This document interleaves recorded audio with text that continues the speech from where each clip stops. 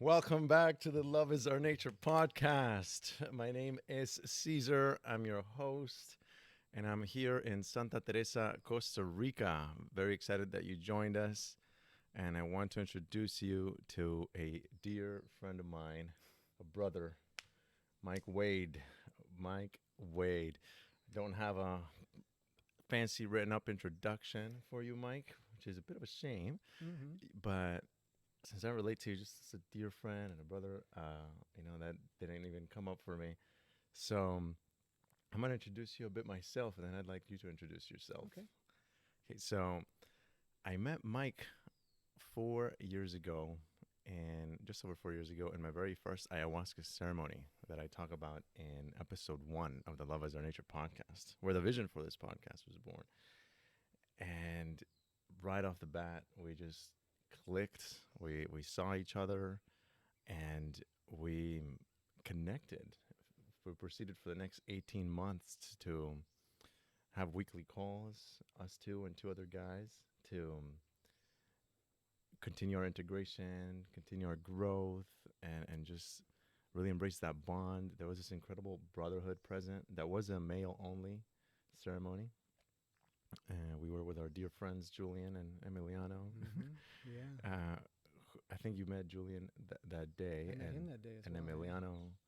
Did I you? knew him You knew already. him already? Yeah. Yeah. That's how I got to the ceremony. That's Yeah, the- yeah, amazing. Shout out to Emiliano and Julian. Yeah, man. Hi, guys. So that's how we met, and we'll talk more about our relationship because I think it's developed to be just a beautiful bond, and I love that we take the time to just check in and nurture it, flush some things out. We even Mhm. did that during this trip.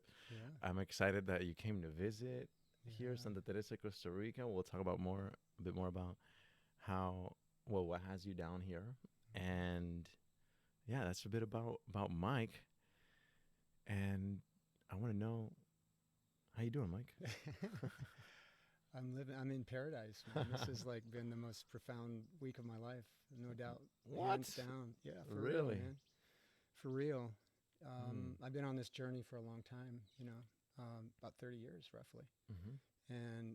And always envisioned this place where I could rest in high frequency. Mm-hmm. What does that mean, high frequency? It means being connected to something greater than me, Mm. you know? Mm-hmm. And the energy here is so palpable, it takes my breath. It's so beautiful. And um, I don't experience this in the States, you know? And it was something I always thought, well, is that a possibility over here? And I do my work. I go through different processes and practices to raise my vibration, to get my attention into higher frequencies of consciousness, Mm-hmm. to know myself as the great reality, it's called, whatever you want to call it, source, God, universal consciousness, call it what you want. But I struggled with maintaining that in the face of my doing, my work. I have a personality that's like A++, get it right, be the best, on time all the time. Make mistakes, I get really upset, And so I would get sucked into my work, and I'm like, I know I should be over. I know I'd rather be over here. Mm. So for me, it was, and this has been the hugest transformation for me here is, I know the higher frequency. Mm. I know it. I've been there through medicines, through breath work, through different practices. Worked for a guru for a while. That's where I first got in tune with it. Mm-hmm. Like that's actually there, and I'm actually it. But my routine was That guru is Saima. Saima, yeah. Mm-hmm. She lives in Naples, Florida, and I love her to death. She's been one of my teachers and mentors along the way. Mm-hmm. She told me I was here to be enlightened once in a workshop, and my ego said, "Who, me? Me?" But it's true. It's true, and I've embraced that this trip. Mm-hmm. But the shift that happened here that is profound for me is in the States, I work, take a break from work, and raise frequency. Mm-hmm. While you're taking a break from work, you go to raise frequency. Correct. Uh-huh. So most of the time I'm working. During the week on Fridays, I'm like, well, what have I just done with my time? I haven't been resting in the mystery and bliss of simply existing. Mm-hmm. That's like my mantra. Yeah. I want to just sit in my existence and be grateful for it. Yeah. To bask in it, There's Yeah. nothing to do there. Mm. But I wasn't doing it there. And Mhm. here, what I've noticed is that the shift has happened. Mm. So I've been here for a week, thanks to you. You've given me something big. I hope you know. Mm. You know, right? And the shift that happened was you cannot. I mean, for me, the natural state here is resting in the mystery and bliss of existence. Mm. That's the default state. And so here, what happened was I stay there. I've been there all week. There Mm. wasn't a moment where I wasn't, which is another. I mean, it's breathtaking when it blows my mind, which is good. But here, I take breaks from resting in the mystery and bliss of existence to do my work breaks, and then I come out of the work. So it's a different view. It's a different landing. So you take a place. break from this blissful state to go work Yeah. a bit. Yeah. I mean, even here, the quality of the work is much better because I am coming from being into doing Mhm. from a place of being. It's massive, man. Mm. It's massive. Say more about being and doing for listeners to really grasp that distinction, Mm-hmm. right? Like, can you illustrate that a bit more? You often talk about the phenomenon of, I think we we bumped into this together, right? Like a human being versus a human doing. Right. Right. Yeah. Is that what you're referring to? That's exactly what I'm Can referring you say to. a bit more about that? Yeah. And how it's been in your own life? Yeah. Well, my personality. My dad was in the Air Force. Mm-hmm. Excellence, excellence, excellence. Be the best. Win at sports. Yeah. Straight A's. College. Get the best job you can get. So I fell into that program, Mm-hmm. and my ego just got puffed. Mm. And my existence was, it was winning, but it was mostly not failing. Mm. And so there's a lot of pressure there. There's a lot of angst and contraction. It rooted me in my ego, Mm. survival almost, you know. And when I'm in that state, I don't feel connected Mhm. to existence, or I got to come up with a word for it. Yeah. It. Let's call it it. I don't feel connected. It's like I contract into ego. I do. Take a break from that. See if I can get myself back into high frequency with meditation or Yeah. going out in nature or a medicine ceremony. That's been my Yeah. big catalyst. That's like Yeah. the knock the rust off. Right. Plant medicine. Yeah, plant Yeah. medicines. Yeah, and Yeah, other yeah. and medicines that aren't plants as well, Okay. like bufo. Right. Yeah. And can you explain what bufo is? Bufo is the venom from a Sonoran desert frog, Mhm. Bufo alvarius, and it contains 5-MeO-DMT, Mm-hmm. and it's a chemical that literally within an instant will propel you to non-duality, Mm-hmm. where there is no ego. present. Similar to combo? Combo's a little different. I haven't taken combo, but combo apparently, from what I understand, will clean the body and have the Mhm. body rid itself of Mm-hmm. contracted energies. Right. Yeah, it's not so much a psychedelic as a bufo is. That's my understanding, yeah. right. And bufo is considered to be the strongest medicine on the planet. Yeah. 5-MeO-DMT 5-MeO. to be specific, yeah. Yeah. And that's present in other substances, but Yeah. that's the medicine most are using for Yeah. non-dual experiences. I definitely want to explore Yeah. both of those. Yeah, come to my house. No, I don't have any at my house. He's I live in joking. Delray Beach, Florida. I don't have any. Yeah. That was a mistake. Edit that out, please. So human being versus human doing. Yeah. We get so caught up in just the doing of life, and I can so relate. Right. I think I spoke in episode 16 about like how I would just tend to go. Right. Make a plan. This is how I'm going to get to this milestone in my business. This is how I'm going to make X amount of money. And sometimes even with my downtime, like, okay, what am I going to do? Let me plan my free time. You know. To make sure it's the most effective, fruitful free time. Actually, there's a lot good that comes out of that. I'm not gonna lie. Yeah, you can produce things Right. that way. Yeah. Right, but definitely throughout the day, it's so easy to get into the automatic, just hamster wheel. You know. So you're distinguishing that doingness with beingness, which is presence, connected to it, right? Connected to all of it, the collective consciousness, the universe, God. Spirit, the great spirit, whatever you want to call it, as you said. And yeah, that's one thing I really appreciated about you from when we first met. You've been on this quest of nurturing that connection and really embracing being able to embrace that connection in your daily life as much as possible constantly. And I remember thinking to myself, wow, that's a tall order. Yeah, so did I. Can I thought the anybody same thing. even do that? Like be connected in this blissful state like 24/7? How can anyone possibly do that? Yet for the past 4 years I've seen you like more and more actually embrace that. Can you so many questions I want to ask you. I'll ask you that one because it's right there. So how can you say a bit about what that is? Describe a bit more what it makes available. Like why even this whole pursuit to be able to tap into that connection. It boils down to experience. How am I Mm-hmm. experiencing myself? And on a mushroom experience once, I found myself after, and there's a part of the process that I want to talk about as well, which is the cleaning the wounds in the body and the energetic wounds, the psychological wounds Mm-hmm. from childhood. You know, typically I'm not lovable, I'm not good enough, Mm-hmm. I'm alone. You know, Mm-hmm. those things are mine. One of mine was death, like a profound fear of death that came to me the night before my 8th birthday, and I was sobbing in my bed, and my mother came to me and she said, "Michael, why are you crying?" And I said, "Well, I don't want to die, Mommy." And I was distraught. She walked out. She couldn't handle it. And then my Mm. dad came in the Air Force. I love my dad. He passed, but you know, he was an amazing guy. And he came in and he said, Air Force style, "Mike, you live, you die, you just got to get used to it." And then he left. I was like, shit, Oh wow. it is bad. So that was a wound. That was my big one.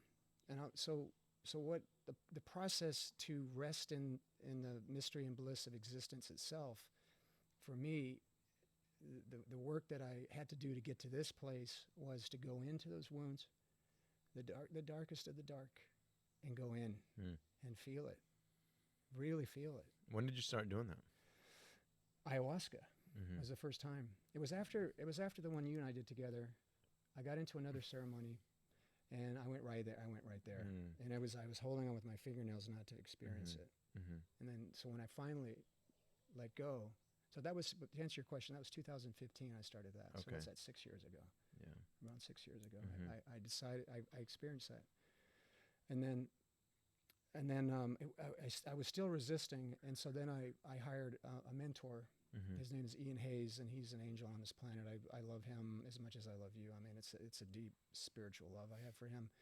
And we used a lot of bufo, Mhm. actually, and in that state, deep healing can occur if you allow it. Mm. It's kind of hard not to, actually, to not allow Okay. it. It just happens. So I that's the see. cleaning. Yeah.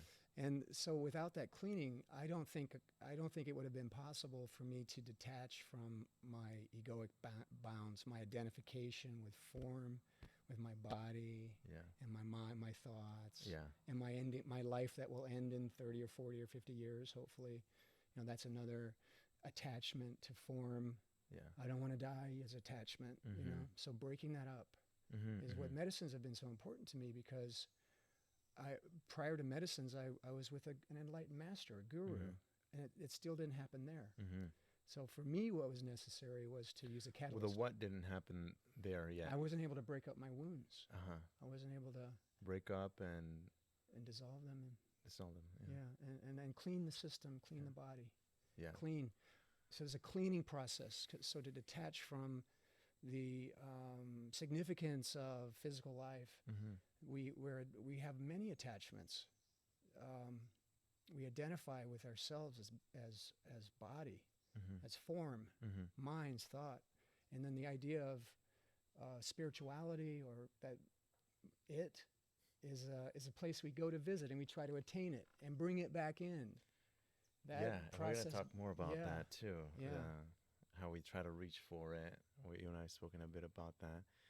Yeah, I mean, so much opens up, right? Yeah. And one quick thing before we move on from this piece is, you said break up the wounds and dissolve them. Do you think those core wounds, do you think they go away? I'll speak from experience. Okay. So the death wound, the Okay. mortality wound, Uh-huh. primarily centered around my mother, who's doing great. She's 80 and she's amazing. Yeah. And right now you're. I'm You 59. might. You said earlier. On 60. No, you said earlier that you're good for 30, 40, 50 years. So I just want to give listeners a point of reference. If 40 years from now, I'll be 99. Yeah. Amazing. I think I'm going to make it, actually. I think so, too. Especially with what's happening lately. You guys don't know, but Mike's in great shape. He takes off his shirt and he'll turn some necks at his youthful 59 years. Well, thank you for that. Yeah. Man. Appreciate Okay. that. You look pretty damn good yourself, man. Thank you. Appreciate it. The jungle has done me well. It has. So the wounds, they go away or they don't go away? Can somebody work on them to the point where they're woundless? I don't know the absolute answer to that, but what I would say, using the death wound, my mortality wound, as an example, is I still feel it. If I go there, if I think about my mom's passing eventual, or anybody I really love, it's still very painful, the thought of it, but it doesn't like consume me anymore. Yeah. And that's duality is always going to be there. I call it like the human pain. It's the pain we all have. The form, the ego doesn't want to leave, and so, but it will. Yeah. And then if we're to the degree we're attached, that wound is magnified and intensified. I don't want that. I don't want that, and it gets bigger and bigger. Yeah. So if you can dissolve the wound of it, the feeling's still there, but it flows more. The grief comes in, and then the grief flows out. Right. The yin and the yang. That's the result, I think. So the wounds don't go away. Yeah. I don't think. Right. At this stage. Right. It's more like we become, would you say, like a witness of them? Yes. And yeah, perfect. Yeah. That's it. Yeah. And all of a sudden we're not pulled back by them or. Yeah. And like that's good. That's good. That's going in the book, man. So it's like. I love when you say that. I'll give you an attribution. Okay, man. Don't worry. I'll even put your picture in it. Yeah. Oh wow. Okay. Yeah, Mike's writing a book. We're not gonna spoil the title, I don't think. No, that's not. No. But I'm very excited for this book he's working on. And I might as well just put this in right now. For listeners might be sitting here, like, well, who is this guy? We don't really know who he is. Why? What authority does Mike even have in talking about any of this? Here's what I'll tell you. Mike, in my experience, you've handled the material world, right? You've got your money coming in. Mike's a mentor for people that want to invest in stock options. He's a reliable mentor, and I'm looking forward to being one of your disciples in that as well. Yeah. All right, so it's going to cost you. Yeah. No, I won't. I'm kidding. So I'm intrigued by, once people handle all their basic needs in life, you need your foundation, you're going to have your finances in place. What next? Right? And that's one thing I do want to talk to you about, right? Like, what would you say is the most important thing for you right now in your life? To rest in the mystery and bliss of existence. Yeah. And to that's important, but the more important is that others do too. This is something to be shared together. Right. Let's rest in our mystery of bliss and existence together. That's beautiful. I gotta give an attribution to that phrase because I got that out of the Samadhi 2 video. Okay. At the end, it was just the most beautiful. It just grabbed me. That's what I want to bring to me and to everybody. Rest in the mystery and bliss of simply existing. And bliss of simply existing. That's priority number one, huh? Yeah. How did that become priority number one? How come priority number one for you isn't retire in Naples, Florida, and have a nice big house, or travel the world, or it was. I don't know. Yeah. What? Tell me about how your concerns transformed to what they are now. Well, first, I used to be the guy that wanted the stuff, the material pursuits. I was a sales rep at Oracle, and I ended up with a house on a canal in Clearwater, Florida, with a boat and a pool and a hot tub. I had it. I had the dream. I had money. I could do what I wanted, and I was miserable. This is not enough, man. What was miserable about it? it was empty. There was what was missing was being, resting and being. I was always doing, what's next? I got to get something bigger now. I got to get a So better it didn't job. matter what you acquired. There was always like this Yeah, always. something. Like, was it a feeling in the body as well? Yeah, it was anxiety and Mhm. contraction and bewilderment. Like, Mhm. what is this all about now? Mhm. It's not about attaining stuff. Yeah. It doesn't. It's empty. Yeah. I know some wealthy people, and they're some of the most unconscious and suffering people Right. that I've ever met. And that, that's heartbreaking to see that, because they think that acquisition of material will make them happier. Yeah. But and we did Landmark together. I learned a lot Yeah. in Landmark about this. Yeah. There's the what is it? If I do this, I'll have that, and I'll be happy. Mhm. You know, if I work hard, I'll get a great job, make a lot of money, and then I'll be happy. The paradigm is backwards. We learned this in Landmark, Yes. right? I'll be happy, and then I'll do this, Yeah. and I might have that. But you don't need this. You don't need to have anymore, Right. because you're already in the being. Yeah, that's a big lesson from Landmark for me as well, right? Where normally we look at, okay, if I do X, I can have Y, and I'll get to B, Yeah. Z, Yeah. right? So first I do, then I have the result, and then I get to be happy. I get to Right. be fulfilled or satisfied, right? Yeah. Big lesson I got from Landmark, seems like we both got from Landmark, is no, it's not do, have, be. It's actually be, do, have, right? If you be happy now, evoke the experience of happiness now, then your actions will be aligned with Yeah. happiness, Mm-hmm. and you'll have those results now. You know the best part, though, What? is if you're being, you don't even need to do anything. Right. So the doing becomes free. Do it Mm. if you want. Yes. You know? Literally, we could sit on a mountaintop and rest in the beauty and mystery of simply existing, and there's nothing to do there. You can choose to, Yes. but you don't have to. Of course, we need food for the body and stuff like that. Of course. But then doing becomes pleasurable, and it's not as significant. And Yeah. stuff becomes not important anymore. Gotcha. It's freedom, man. Definitely. Total freedom. Now, when it comes to resting in the mystery and bliss of simply existing, how has being here in Costa Rica supported that? I try not to cry. I'll cry if I want to. Welcome to I'll crying. cry. There's a song about that. So anyway, what makes it easier here is that the environment rests in the mystery and bliss of simply existing, and it's palpable. You can feel it, and it makes it's so much easier here. It's not. I live in Delray Beach, Florida, and it's a nice place. I like living there, but it's like hustle, bustle, bang, bang. Even there, it's a little bit lighter than Miami, where you used to live. But it's so attractive for the ego to get involved in that, and to contend and conflict, and people driving on the road and they're aggressive, and that happens here a little bit. But the environment there isn't this environment. I mean, you can't see what we're looking at here. It's the most beautiful paradise. But the energy here, the vibration, and the people here, the people of Costa Rica, the native Ticos and Ticas here, they seem to be more resting in existence, more so than the average person where I live. Pura vida. Pura vida, baby. Yeah. Yeah. Yeah. If I had to sum that up, what you said, I think that ingredient that Costa Rica has is simplicity. Yeah. It's the simplicity, and some places more so than others, right? Like maybe not San Jose in the capital, right? Get a little busy in there, but predominantly, like in Costa Rica, I've been in several places now. It's pretty widespread, this experience of the simple life.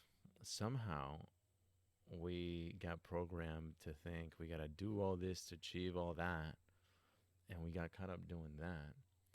And when I first came down to Costa Rica, my first 2 months were, I didn't even know this, but they were like a spiritual journey, those first 2 months, where I spent them on my own mostly, at least 98% of the time, in Potrero, Costa Rica, a little tiny beach town. All it had was a supermarket and a couple restaurants. Um, but nature was abound. And I was staying in a little tiny villa, and I 1 month, and then just in a studio another month, and having these modest means or surroundings, and being surrounded by nature, it started to provide something for me. You know, there was this simplicity to it. And at one point, I mean, it was just a few weeks in, maybe after like 2, 3 weeks, I was just like, wow, the simple life. Mm. How or why have we made it so complicated? You don't need all that stuff. You just gotta be here with nature, and if possible, like bring your loved ones. That's the only thing that I could feel missing, was I want to have my family here, my close friends, like you here. You know, it's so I'm awesome moving that here, you're so here. yeah, You know? But that was really it. Nothing was missing. And funny enough, in being in that state, things in my business life started to flow more smoothly. Results started coming in too. And I spoke about this with Alicia in episode 16, with an episode called Manifesting Your Dream Life, where, yeah, being in that state of joy, and I'll say even a state of serenity and bliss, things flow much smoother. And I think it also allows us to listen, right? That might be an odd concept for some listeners, right? Like, listen to what, right? What do you understand when I say the simplicity allows us to listen?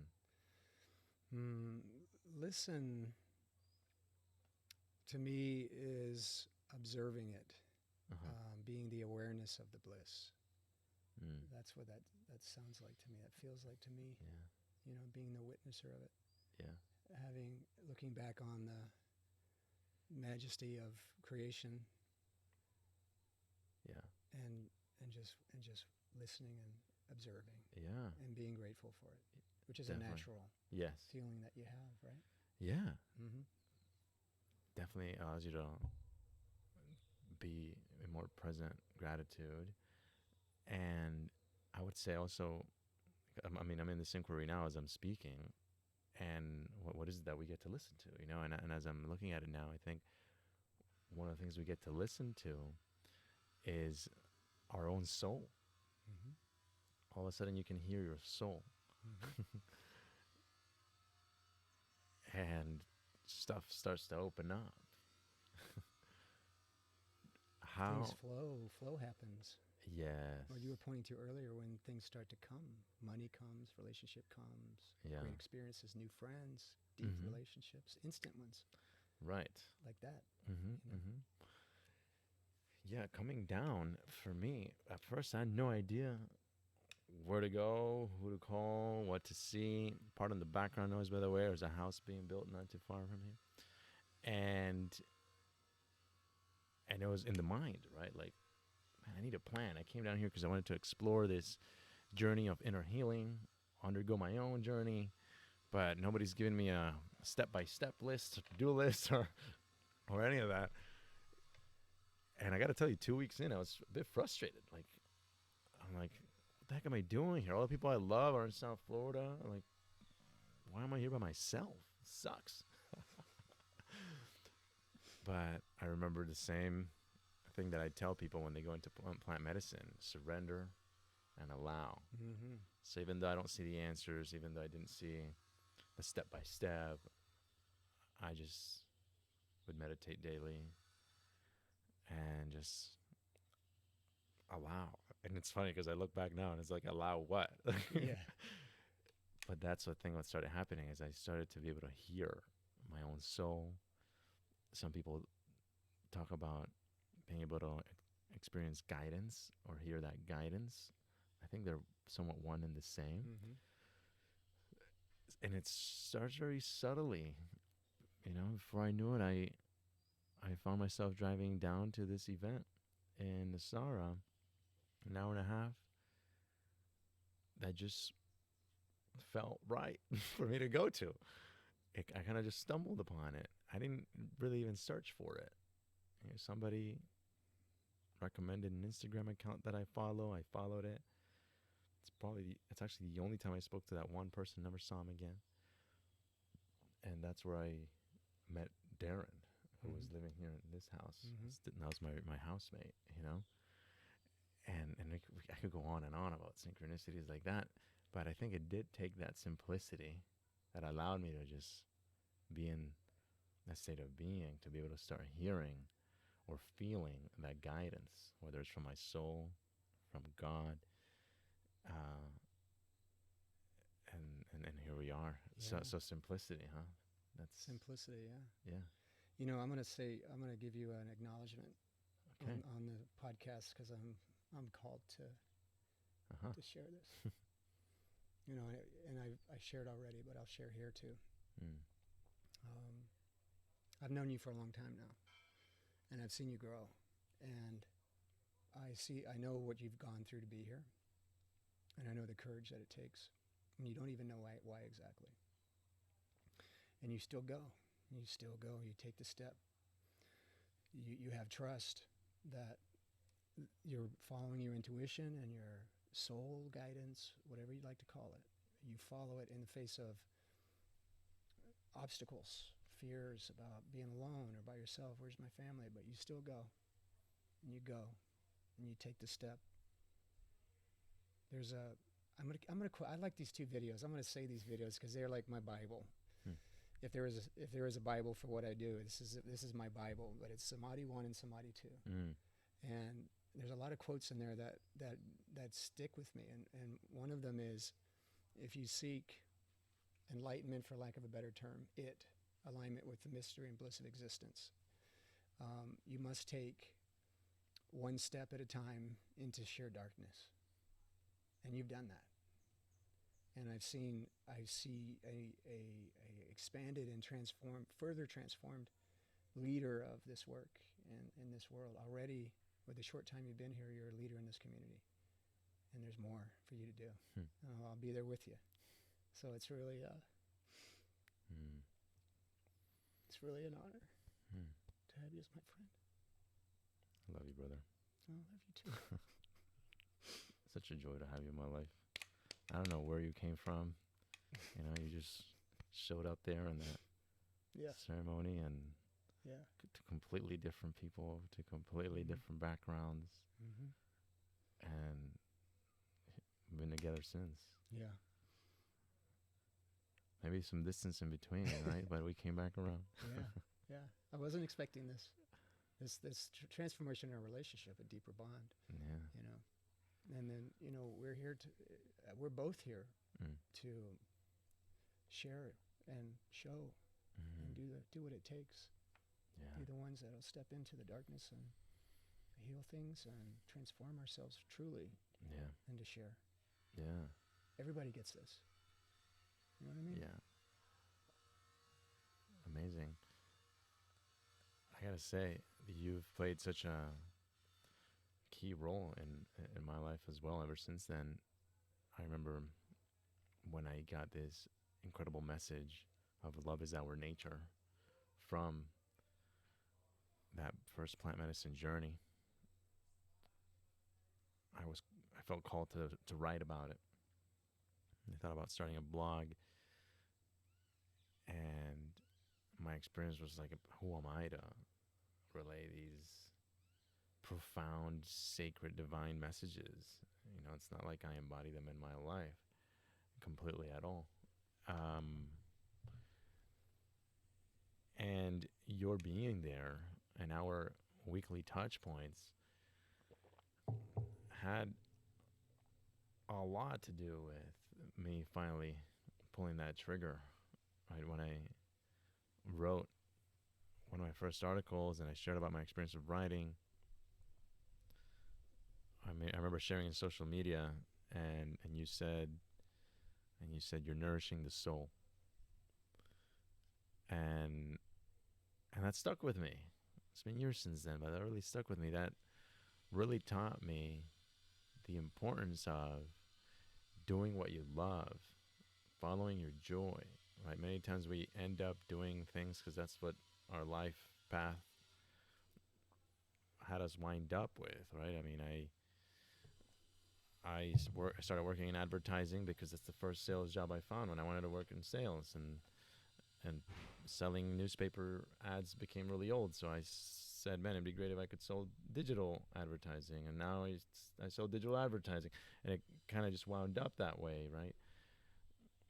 But it was when you made that comment that I was like, wow, maybe there's something that our soul loves to do that maybe isn't what my connect the dot path from where I went to school, from what my parents wanted me to do, from what my friends do. Maybe it has nothing to do with that. And I started seeing how when you are able to discover what that is for you, and you actually take those actions, you do those things that you love, your soul becomes more joyful because all of a sudden it gets to express itself. Mm-hmm. And that is the experience I've had now ever since I've started slowly opening up about these messages, writing more, having these conversations on this podcast. Mm-hmm.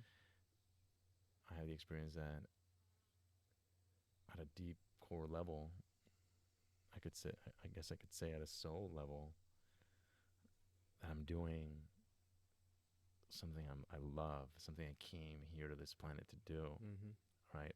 And it all started with you saying, yeah, when you write, you're nourishing your soul. Wow. Thank So you, man. thank you. That's an honor that had that impact. Yeah. I'll add to that a little bit because I got a distinction last year when I did all the work to clean. And one of them was sovereignty, Mm-hmm. like the sovereignty of being. So when we're being sovereign, things flow and we're nourished and we feel good. We feel love and gratitude and connection. But when we're not honoring ourselves, the being, maybe it could be you withhold something that's important to you in a conversation and you don't say it because you're worried about upsetting other people. That's Mm-hmm. not being sovereign. When we're not being sovereign, and from my own experience, when I'm not being sovereign, I contract and I don't feel good. I feel like I'm violating myself in some way, you know. So, and I'm not sovereign all the time, but it is a mantra for me. Am I being sovereign right now? Am I honoring myself? Am I honoring my heart? Am I honoring my mind, my thoughts? Am I speaking? Am I being authentic? And a lot of times I'm not, less and less. But that's a mantra that I picked up last year.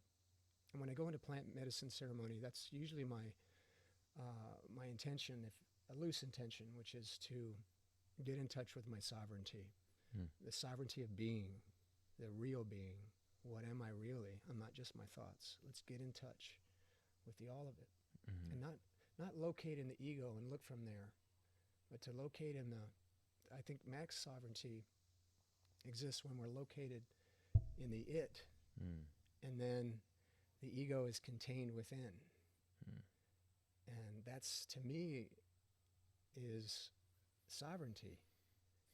And when we're there, everything flows. You pointed to things start to work. Everything works. It just flows. It's easy. Yeah. Sovereignty. Yeah. Yeah.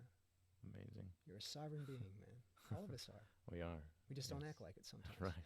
We forget. We We forget. pretend otherwise. Exactly. I have a few questions I want to ask you.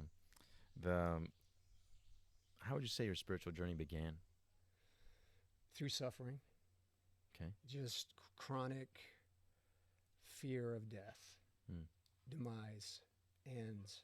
I used to cry when we took down Christmas trees. I didn't want anything to end. I mean, literally. This was like when I was in my 40s, man. I still get sad when I still feel that feeling, but it's like it's the. I even think about when the sun supernovas and this solar system goes away. That hurts me, and so that was a basic experience I had. So I medicated with partying and getting a better job and getting a cool car or some stuff that made my ego feel good, but that was ever present. And the suffering got so bad that I didn't really have much choice. Mm. So that drove me to Neil Walsh, Conversations with God. That was the first thing I read. I said, all right, that makes some sense. So I went down, that started me a pretty long path. But Saima was a really big step for me. And then most recently was the medicines. So that's why I got in. I was suffering, deeply suffering. Yeah. Yeah. And then when I started getting older, it got worse. Okay. Shit's starting to get real, you know? Right. You know, when I was 25, I said, oh, I got like 50 years left. And then these are the things I said. When I'm 50, oh, I've got 30 years left. So I'd always have that in my head. And as that number got shorter, and then the hair starts coming out, and then I get wrinkles on my face, and this starts hanging down. It gets worse. Yeah. It gets worse. And it is horrifying. And then that's when the plant medicines came, or I came to them. Okay. And what did the plant medicines provide you? Healing of the wounds. That death wound was the big one. I've got another one. It's the fear of undesirability, and it's an energy in my body. It doesn't make sense. I've got more evidence as I age that I'm undesirable, I'm not lovable. And so I identify them, and then I go into medicine space to heal them, to go into them. And it's, I almost said a bad word. It's fine. Fucking scary, man. Yeah. You know, when Bufo was a really strong medicine for that, and there was death in 2020 during the year of COVID. And I'd go down, I was driving down to Miami. Each time I had this, I'm dreading it. It's almost like going to a death sentence. And I used to think this is what people on death row must feel like. But it was necessary. And for whatever, this is another question. I think I have the answer now, but I do. I still go. So the ego is going to its demise, and I still go. And so the drive. So the answer to the question is my suffering directed me to it. And I also think, after what happened last night with a light worker I was with, there's a divine intention that drives, and is driving you too. That drives us through the deepest, darkest stuff for the sake of the transformation of human being. For all humans? All humans. It's a big order. Yeah. So you would say that one person going to their deepest, darkest stuff services other people as well? Yes. Can you elaborate on that? Yeah, in a lot of ways. One of them is that they see somebody doing it, actually stepping up and doing what it takes, and to take that one step into the darkness one at a time, and trusting. So they see an example. You're one for me. You being down here and what you've done to be here in this place, the drive and the fear, busting through fears, doing what you had to do to disconnect from what you were associated with Landmark, and I know that was a big deal. So that's the example. You're that for me. Like, this is a place I can actually live now. I wouldn't have known that if it hadn't been for what you provided me here. Wow. So that's part of it. And then the other is living the results of it. So if you're living in the mystery and bliss of existence, and you're an example of it, it's light and it's attractive. Animals are attracted to it. They know. They know. They see it. They're not encumbered with this monkey mind, a crazy mind. I shouldn't say monkey mind. We probably have a bigger monkey mind than they do. They're probably resting in bliss a lot more than we are. So I think that's how it works, man. Yeah. If we can just be an example of doing what it takes, doing the work, and then being, then that we become light. We become attractive, and they want it too. What do you think the world would look like if the majority of people were resting and being in that mystery and bliss of simply being alive? Yeah, it would end conflict. It would resources would be distributed across the planet. Everybody would have a really good life. Everybody would be loved by the other. Boundaries between countries would disappear. We would be one being, one species, one human, divine species, living as one on the planet and being in gratitude for all of it. Yeah. to wrap up with that. Let's go another hour, man. We can do more of these. We definitely are going to have to. I know you're up to some exciting projects now that you want to unfold here in Costa Rica. Mm-hmm. Do you want to say anything about that in the last minute or two? Or Yeah, I've met up with some people from a company called Nucleo, okay. and their vision is what our vision is, which is to spread the experience of resting in the mystery and bliss of existence. That became our catchphrase today, Yeah. didn't it? Title of the episode: Resting in the mystery and bliss of simply existing. Yes. Attribution to Samadhi 2. Samadhi 1, Samadhi 2 videos. They're beautiful. But the mission is basically to build centers, little retreat centers that provide a bridge between the local communities of Costa Rica, where all this richness is, with the way they treat the land, the way they cook their food, the way they interact with each other, to maybe yoga, meditation, but to have it be a place where people like me that live in the States, people that are wrapped up in the day-to-day grind. I'm dissolving that, so I'm not a good example. But people that are just wrapped up in the rat race, the rat wheel, and to come here and get a taste. They can feel it. Tie the local community into the grid. Yes. And have people jump off the grid, get a taste, and have them start to inquire at least. Yeah. That's the idea. That's beautiful. I've really actually enjoyed seeing a lot of people that I'm connected with in social media. It's almost like once a week I see somebody that took a jump, and either they went to Tulum, or they came here to Costa Rica, or they went somewhere else, or even like a local vacation somewhere in Florida, because Florida's got a lot of beautiful places, or other places in the U.S. More and more people started just creating these experiences for themselves, and it's one of the things that inspired me. And between October, November of last year, 2020, everything was so still, and we were so just kind of keeping ourselves at home due to social distancing and whatnot.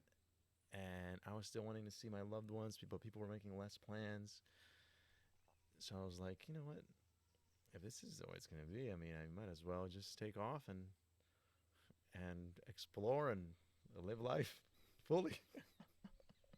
This is a good window of opportunity to, if I'm ever going to just take off, uproot, explore, and it's the best good time as any. So I got a question for you. Yeah. What are you creating? What's your future looking like? Oh, Jesus. What are you up to? in only 2 sentences. No, well, I'll tell you that in Potrero, I learned that it served me to probably not plan further than like a month or 2 out. Yeah. However, I do have a long-term vision. Right? I have 2 things that drive me. One is to inspire people to learn to love themselves, each other, and take care of one another. And second, to demonstrate to people that they can accomplish anything that they're willing to stand for. Create any kind of dream life. So there's many different ways that could look. Immediately, you were at the very first community circle gathering that I facilitated. It was small, it was intimate, and it was beautiful. It was. I wasn't expecting what happened, man. It was amazing. Yeah. Thank you for being there. Thank you for being my room captain. Yeah. So more of that. Yes. More of that. And also what you said. I've been speaking with Darren about this a lot. We're also working on something similar to create that bridge, right? People can come, dip their toes in this abundance of nature. With Pippa in an episode with her, we talked about how when you reconnect with nature, you reconnect with yourself. I experienced it for myself. You've been experiencing some of that, so I want to provide people some of that. The opportunity to be guided into a short trip somewhere like here, and be be able to connect with like, wow, this is what's really important for me. And that whatever that is, you go do that, authenticity, what's genuine for you, that soul food to nourish your soul. That's going to become clear when you just immerse yourself in nature, let go of distractions, let go of stress. And I want to provide people that, because I do believe, like you, if everyone's living from there, the world would work very smoothly for everybody. Yeah. We'd have a lot of joy and peace, more so than now. So that's a little bit that I could say about that.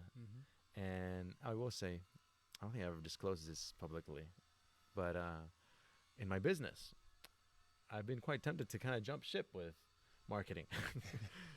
But similar to salsa, when I was very involved in the salsa scene because of friends, even though I wasn't too crazy about salsa music, I said to myself, before I leave the salsa scene, I definitely see myself leaving the salsa scene because it's just not too much my thing and I got to focus my energy more. I said it'd be nice to create something before I leave. So I created a project called Live, Love, Dance, where for 2.5 years we taught salsa lessons to substance abuse clients at rehab centers at A Better Way of Miami. They took people that no other center took, according to the director. They had a 90% relapse rate, and we got incredible feedback from the clients. Wow. They did really well. So it was beautiful to create something from what I had learned before walking away. So in business, I'm looking to do the same. I'm working on a project called Conscious Commerce to create a new paradigm for business, where business becomes not about who's making the most money, but who's making the biggest difference. So I'll be training businesses to create a community impact program so they can give back to the community and we can market that. So it's a little bit. It's all just a little bit. Yeah. And there's probably more coming after that. Yeah. Yeah, beautiful. All right.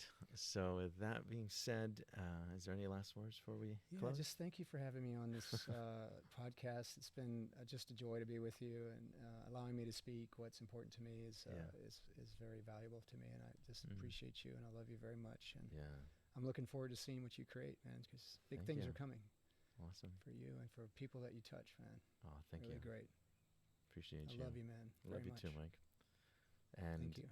Thank you for coming on the show. Thank you for coming to visit me. I'm coming back next week, man. Okay. You're welcome to. Oh, thank you. Thank you for your tender heart, your open heart. I can't even put words to it. For your loving energy, your innocence, your purity. It's all very palpable. So thank you for blessing me with your presence this past week. And I'll miss you when you go to Nasara, and we'll be connected anyway. Yeah. So in some way, I won't miss you. Nos vemos más tarde. Hasta luego. Perfecto. All right, everybody. Pura vida. Pura I hope vida. you enjoyed this episode of the Love is Our Nature podcast. Subscribe. We love you. And go rest in the mystery and bliss of simply existing. Goodbye. Yes.